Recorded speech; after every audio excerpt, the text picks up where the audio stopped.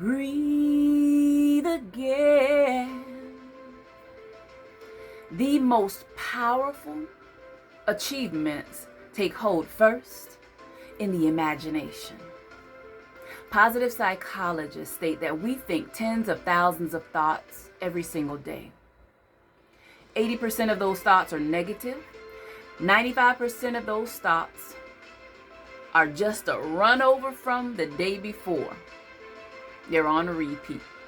Hello, autopilot. How do we disrupt it and get ahead of it? First, you have to decide that your perception is not permanent and that you can intercept any thought that does not serve you well. Researchers Badley and Hitch stated that when we engage a thought, what's happening is that we are activating 3 key cognitive systems. First is your phonological loop.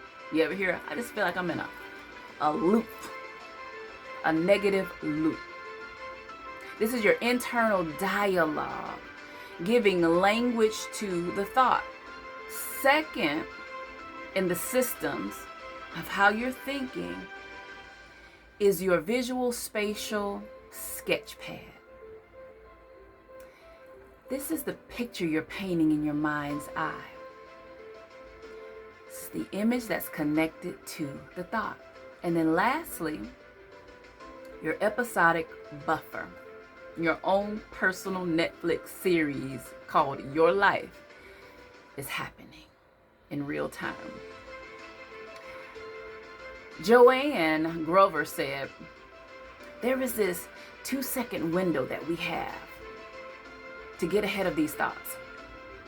In that 2-second window, you allow the thought to either build or you allow the thought to be redirected in a different direction that moves you forward. Let's show you how this looks in real time. These mental barriers. For hundreds of years, it was stated that runners could not do a mile in less than 4 minutes. Until one day, Roger Bannister began to practice the art of visual imagery. He envisioned his perfect race step by step, every single detail played out in his mind's eye. The doctors even said this was humanly impossible. The physical body could not do a mile in under 4 minutes. Until Roger. In the words of Nelson Mandela, it always seems impossible until it's done. He broke through because of the repetitive imagery, repetitive beliefs. 3 minutes, 59.4 seconds. Not a lot, but it definitely was less than 4. On this week, I want you to be intentional about designing your state, because your state is going to give you stamina. Design your day, the steps you want to take to get you closer to your goal, to create the success you envision.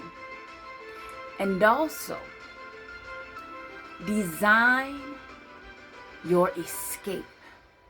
Success has stairs and it also has snares. There are traps. These are your thinking traps. How will you escape the snare should you get caught up in that loop again?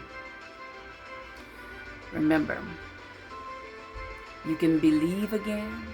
You can breathe again.